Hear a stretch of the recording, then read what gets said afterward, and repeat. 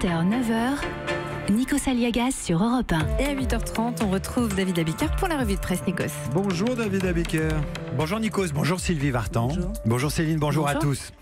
La revue de presse, la une qui résume le mieux la presse du jour ce matin, bien c'est celle de La Voix du Nord qui prépare Halloween et titre Le Grand Frisson. Alors le Grand Frisson sur Twitter, c'est aussi la neige et le verglas qui ont surpris cette nuit près de 950 automobilistes immobilisés sur la route nationale 88 en Haute-Loire. Dans la presse, c'est également le Grand Frisson pour les fonctionnaires suspendus au projet de réforme de la fonction publique. Fonctionnaires, ce que prépare le gouvernement, c'est le Parisien aujourd'hui en France. Les fonctionnaires au régime sec, c'est en une de Sud-Ouest. Le Grand Frisson, c'est encore celui des éditorialistes qui se demandent ce que va devenir le Brésil de Jair Bolsonaro. Le Grand Frisson, c'est aussi celui des promeneurs, des randonneurs et des vététistes. Faut-il avoir peur des chasseurs, s'inquiète le Midi Libre, qui illustre la question avec la photo d'un fusil chargé. Mais la grande frayeur est en une de Presse Océan. Et si on manquait d'huîtres à Noël? La France a peur. La France a peur, c'était la voix de Roger Giquel. Le regretter. Ouais. David, allez, est-ce qu'on a vraiment une pénurie d'huîtres à craindre pour les fêtes? Eh ben, il y a de la neige en Haute-Loire, mais y aura-t-il assez d'huîtres à Noël? La question préoccupe les ostréiculteurs comme Dominique Friou à la Bernerie en Loire-Atlantique qui constate cet hiver un taux de mortalité de 25% chez les huîtres arrivées à maturité. Une situation qui pourrait durer et concerner dans les années à venir une récolte sur deux. Alors ce qui est en cause, c'est la hausse de la température de l'eau qui favorise les bactéries tueuses et l'absence de pluie suffisante qui raréfie le plancton. Conséquence, pour cette année, une production peut-être en baisse, des prix en hausse et on manquera peut-être d'huîtres numéro 3, avis aux spécialistes. Vous mangez des huîtres, vous êtes friande d'huîtres, Sylvie Vartan? Oui, j'en mange, mais juste ici. Ouais, juste en France, pas à Los Angeles ou ailleurs. Très bien.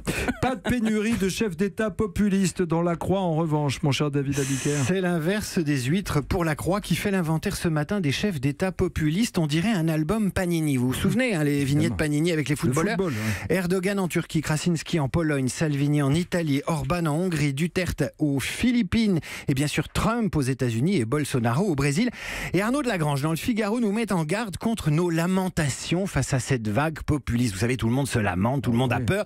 Il faut se réveiller, sinon nous aussi on aura des Bolsonaro, dit-il. Ça marche tellement pour ces populistes que la 5e candidature du président algérien Bouteflika, 81 ans à la tête de l'Algérie, a failli passer inaperçue. Une façon pour le pouvoir algérien d'occuper le terrain, explique la Croix. Occuper le terrain contrairement à Angela Merkel qui commence à déblayer le sien.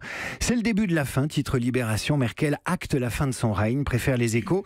Mais avec qui relancer l'Europe, s'inquiète finalement l'opinion. Avec les territoires peut-être? Eh ben exactement, il y a deux façons de faire l'Europe, par le haut ou par le bas, avec les territoires ou avec Bruxelles. Exemple avec les territoires dans l'Est républicain avec la fusion du Haut et du Bas-Rhin et la création à l'horizon 2021 de la collectivité européenne d'Alsace qui aura des compétences renforcées. C'est ce qui s'est décidé hier à Matignon à l'issue d'une réunion qualifiée d'historique. Car oui, c'est du terrain que viendront les succès européens et internationaux de la France. Lisez ce matin La Montagne qui montre comment la société clermontoise Cartry est la rampe de lancement des fromages français vers l'international. Lisez l'Éclair des Pyrénées qui célèbre ce matin l'Osso Irati, fromage basque et rond qui fête cette année ses 40 ans. Sylvie, je sens qu'elle adore. Bref, oui, j'adore. Une fois de plus, les fromages français sont un repère stable dans le fracas du monde.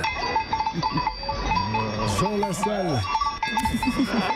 Alors, je vous parlais d'Halloween tout à l'heure, c'est une fête commerciale, mais pas seulement. À Toulouse, on profite aujourd'hui d'Halloween, nous dit la Dépêche du Midi, et de son imagerie sanguinaire pour inciter à donner son sang, non pas aux vampires, mais à l'établissement français du sang. Pourquoi? Parce qu'à l'approche des jours fériés et des vacances, eh bien, il y a moins de dons. Alors, autant qu'Halloween serve à quelque chose, à autre chose qu'à manger des bonbons, je pense qu'on sera tous, allez, 100% d'accord. Au-delà de nos différences,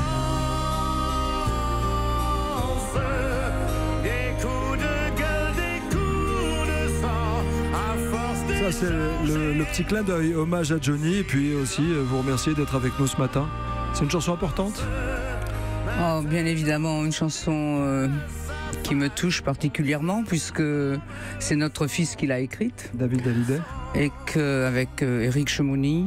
Et c'est une chanson qui dit tellement de choses et qui est tellement sincère quelque part et la preuve en est que le public qui ne se trompe jamais sur personne ni sur rien l'a plébiscité et que Johnny, c'est une des chansons qu'il a vendues le plus, qui a été un très très gros succès pour lui, donc je l'ai enregistrée aussi.